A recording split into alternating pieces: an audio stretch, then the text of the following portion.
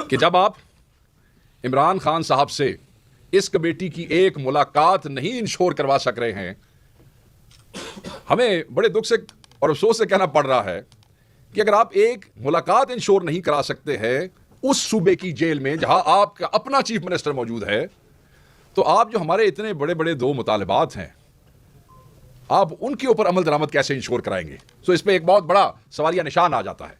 अब ये समझते हैं कि अपनी संजीदगी जो है वो शो करें, और तीसरी नशस्त के अंदर formation of the judicial commission ये एक बड़ा ही लाजमी जुज़्व है जो मुज़ाकरात को आगे लेके चलेगा। दूसरी चीज़ है, इमरान खान साहब के साथ जो जेल में रवा रखा गया सलूक है, उस हवाले से एक साहब ने प्रेस कॉन्फ्रेंस भी की, हमारी पार्टी के ख़िलाफ़ की कल, और मैं बिल्कुल उनको वाज़ेह कर देना चाहता हूं कि एक पिटिशन भी हमारी तरफ से अदालत में दाखिल की गई है।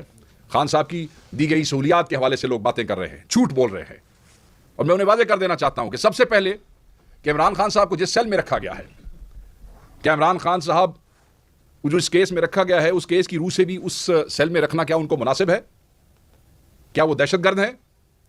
इस मुल्क की सबसे बड़ी पार्टी के, इस मुल्क के सबसे बड़े सियासी कायद को आपने दहशतगर्दों के एक डेथ सेल के अंदर आपने रखा हुआ है।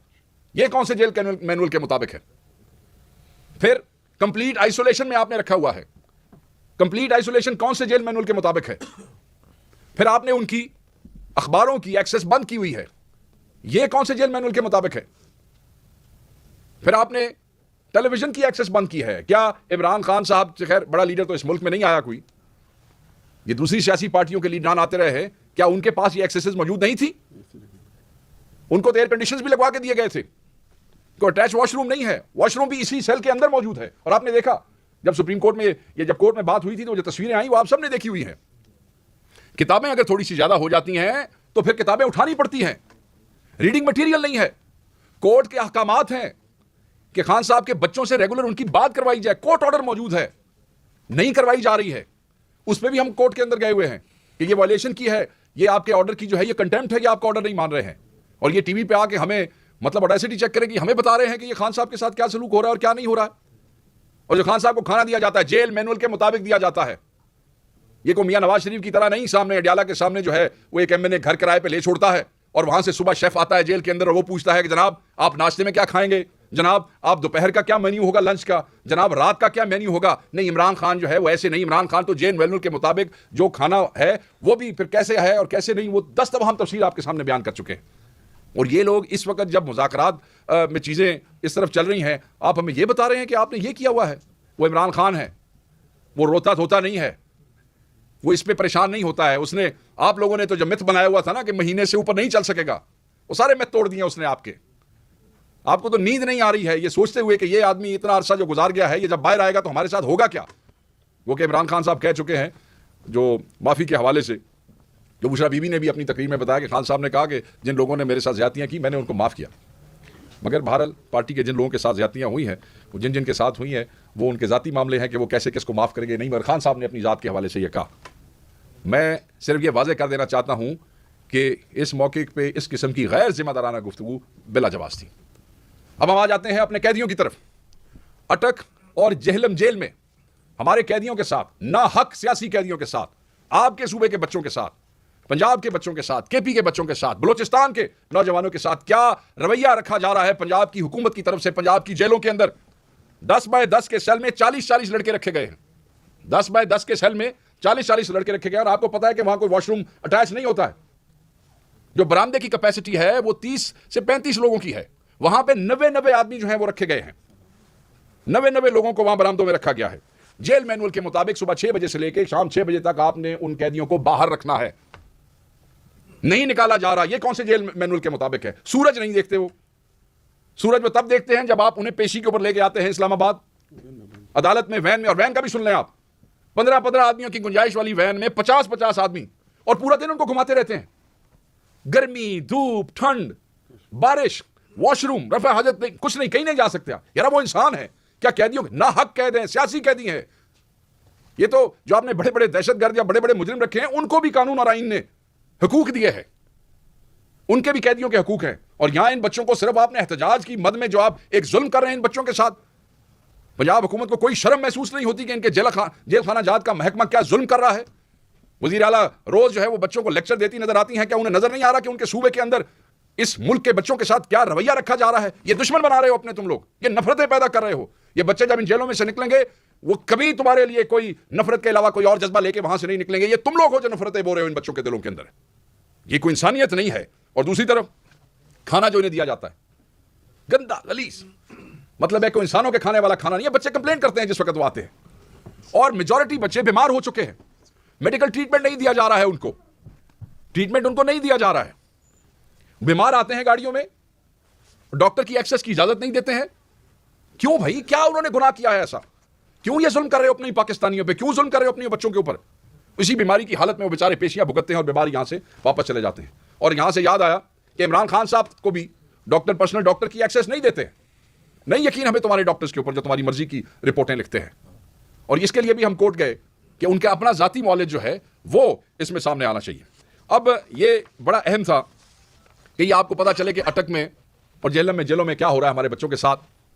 बुशरा बीबी के हवाले से एक मुनज़्ज़म तौर पे ख़ानदान, जो इमरान खान साहब का फैमिली ख़ानदान है, पूरे ख़ानदान के ख़िलाफ़ एक जो है एक मुनज़्ज़म कैंपेन चलाई जा रही है। पता नहीं है इसमें से क्या निकालना चाहते हैं। कभी कहते हैं कि कोई बैकडोर राब्ते हो रहे हैं, कभी कहते हैं मुदाखलत हो रही है, कभी कहते हैं क्या हो रहा है। ओ यार, कोई काम करो, जाके कोई काम ढूंढो अपने लिए। हमें पता है कि तुम फॉर्म 47 की हुकूमत हो, हमें पता है कि तुम मैंडेट चोर हो, बैठे हो ना, काम ढूंढो अपने लिए। फजूल चीज़ों में वक्त ज़ाया ना करो। इस कौम के पास तुम्हारे इन चोंचले और शोशे सुनने का और उस पर तवज्जो देने का वक्त नहीं है। तो हम इस किस्म की तमाम जो खान साहब की फैमिली के अगेंस्ट कैंपेन चल रही हैं, हम उसकी मजम्मत करते हैं, उसको रद्द करते हैं और हम इन्हें कहेंगे कि आप शर्म करें। दूसरी जो अहम बात है वो आजकल पता नहीं क्या हुआ, बड़ा अरसा खामोशी रही। मैं पिछले 1-2 दिनों से देख रहा हूं कि कुछ ज़्यादा ही चमक दमक के साथ जो है वो पंजाब से आवाज़ें उठने लग गई हैं। एक करप्ट, गैर संजीदा, फस्ताई, जबर से भरी हुई नालायक हुकूमत है पंजाब के अंदर। और वो बात करते हैं पाकिस्तान तहरीक इंसाफ के नौजवानों के हवाले से। वो कहते हैं कि आग नहीं लगानी, ये नहीं करना। मैं आपको ये बता दूं कि हमारे बच्चे, पाकिस्तान के नौजवान, तहरीक इंसाफ के नौजवान, ये पुरअमन सियासी वर्कर हैं। इनका कोई ताल्लुक नहीं है किसी तोड़ फोड़ से और किसी चीज़ को आग लगाने से। गुमराह मत करें आप लोगों को, क्योंकि लोग गुमराह होंगे नहीं आपसे। लोग आपकी बातों पे यकीन नहीं करते हैं। और याद रखिएगा, इनकी साजिश है।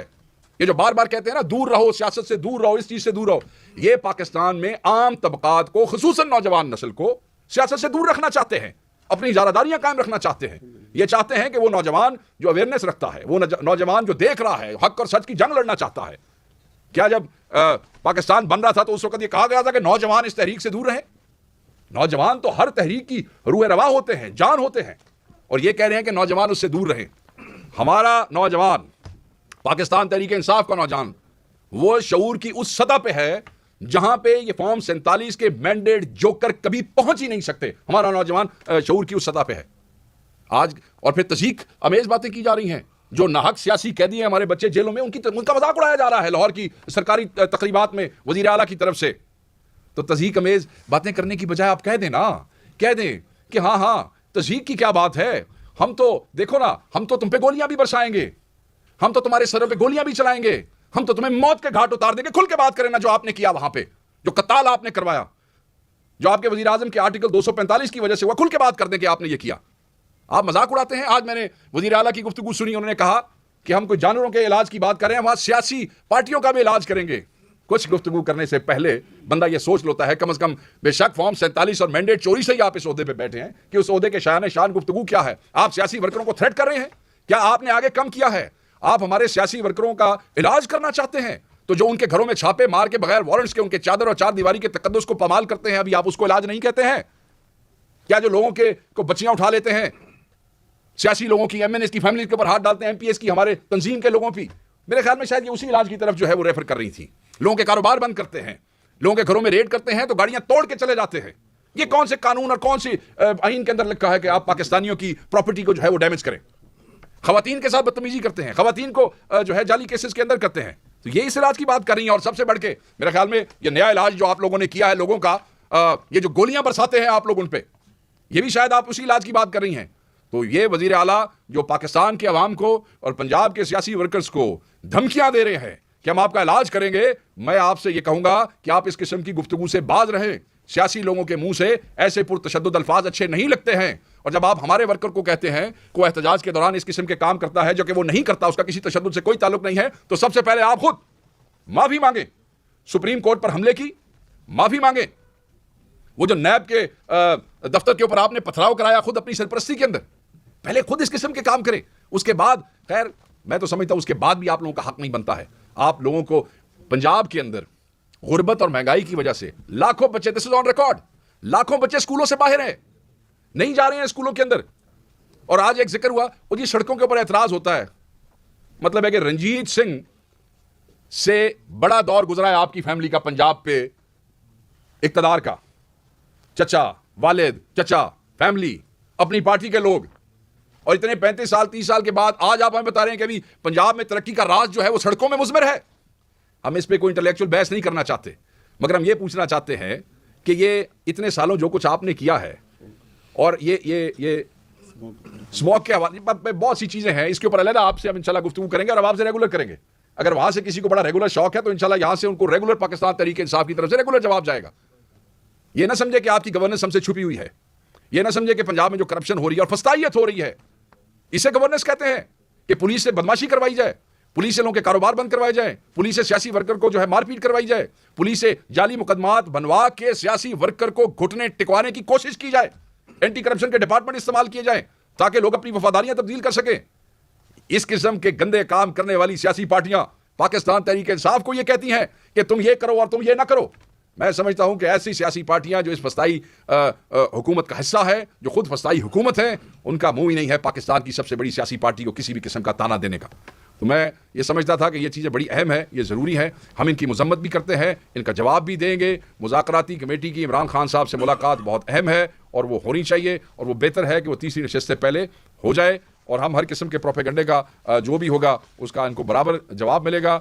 मैं ये समझता हूँ कि इनको अगर जो ये कहते हैं पाकिस्तान तहरीक इंसाफ के हवाले से इलाज वाली बात जो है वो मुझे बार बार याद आ रही है। आप सबको अपने जहनी इलाज की ज़रूरत है, क्योंकि ये जो जहनी पस्ती है ये आपको वहाँ तक ले गई है कि जहाँ आप खड़े हो के पाकिस्तान के अवाम को, उनके बच्चों को आप धमकियाँ दे रहे हैं, तशद्दुद की धमकियाँ दे रहे हैं, और आप समझते हैं कि शायद उनके जहन का इलाज ज़रूरी है। हम समझते हैं कि आपके जहन का इलाज 8 फरवरी को पाकिस्तान की अवाम ने कर दिया था। रहा सा इलाज जो है वो अपनी खातिर जमा रखिए। जिस वक्त ये चीज़ें सामने खुलेंगी, कुछ अरसा आगे आपको चीज़ें नज़र आएंगी, ये अवाम आपको पाकिस्तान में छुपने की जगह नहीं देगी, और जहाँ आपके कारोबार हैं, जहाँ आपके फैमिलीज़ हैं, आप वहीं जाएंगे उनके पास। इमरान खान साहब बार बार कहते थे कि हमने इस चोर हुकूमत की ज़िंदगी 3 चोरों के साथ आपको बैठना पड़ा, कि हमने उन लोगों से मुज़ाकरात करने हैं कि जो बाइख्तियार हैं।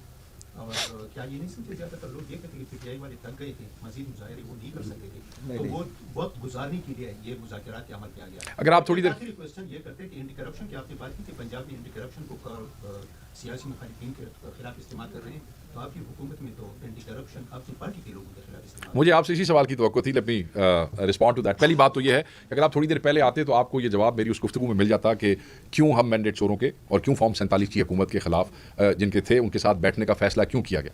न पीटीआई वाले थके थे, न थके हैं और न थकेंगे। आपको हमारे नौजवानों की और इमरान खान के चाहने वालों की मेरे ख्याल में उसका अंदाज़ा ही नहीं है उस जज्बे का। ये थकने थुकने वाले लोग नहीं हैं जो डी चौक में गोलियां चल रही थी और उसके बावजूद भी आगे बढ़ते चले जा रहे थे। अगर आप उन्हें यह कहें कि वो थक गए तो ये थोड़ी सी हमारे बच्चों के साथ ज्यादती होगी।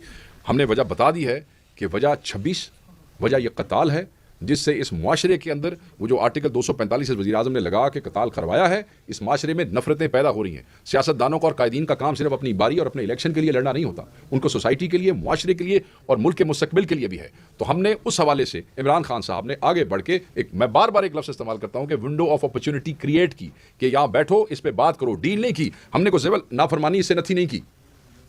आपने कल खान साहब की बात सुनी होगी, उन्होंने अपने केस का फैसला अलकादर का जाली केस, बोगस, पल्ले ही कुछ नहीं उस केस के, उसके फैसले को भी इससे नथी नहीं किया। अगर हम नथी कर देते तो आज आप सवाल कर रहे होते जी आपने डील नहीं की केस के हिसाब से। नहीं, सो ये हमने इसलिए किया है ताकि मुस्तकबिल में ये नफरतें इतनी आगे न चली जाए। और इंसाफ मांग रहे हैं बार बार, आप इस बात को समझें, हम इस पर बार बार प्रेस कर रहे हैं कि हम शोहदा के लिए इंसाफ मांग रहे हैं। अगला सवाल एंटी करप्शन का जो है, देखें फिर शायद आप पंजाब की रूटीन को फॉलो नहीं करते कि पंजाब की रूटीन क्या है। एंटी करप्शन जाली केसेस बनाती है, लोगों के घरों में रेड्स करती है, लोगों के घरों में तोड़ फोड़ करती है, उनकी फैमिलीज को उनको उठा के ले जाती है और फिर उन्हें कहती है कि आप पार्टी तब्दील करें, आप दूसरी पार्टी में जाएं। मैं नहीं समझता कि केपी के अंदर एंटी करप्शन ने किसी को उठा के कहा है कि तुम पार्टी तब्दील करो। नहीं, मेरे पास ऐसी कोई इल्म नहीं है। जहां तक आपने जिन केसेस की तरफ आप बड़ी शरारतन आपने रेफर किया है, वो आप भाई हैं हमारे, वो केसेस ऐसे नहीं है। इवन चीफ मिनिस्टर हिमसेल्फ जो है, उनके ऊपर पीडीएम गवर्नमेंट के दौर के केसेस रजिस्टर थे जिन पे उनकी बेल हुई थी। इसी तरह के पुराने केसेस मौजूद थे।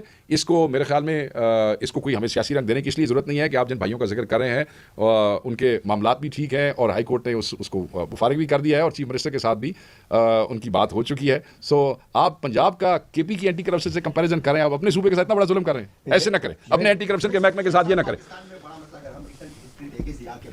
सेम पेज एक बड़ा मसला है जो किसी भी वक्त ये पेज पढ़ सकता है। तो ये पेज तो फट जाते हैं, आप देखा नहीं, तो हर 2 साल बाद फट जाते हैं। मौजूदा हुकूमत का सेम पेज कब तक पढ़ने का? इस हुकूमत का सेम पेज नहीं, इस हुकूमत का रजिस्टर ही फटने वाला है। आप पेज की बात कर रहे हैं, ये किताब ही गायब हो जाएगी। Thank you very much.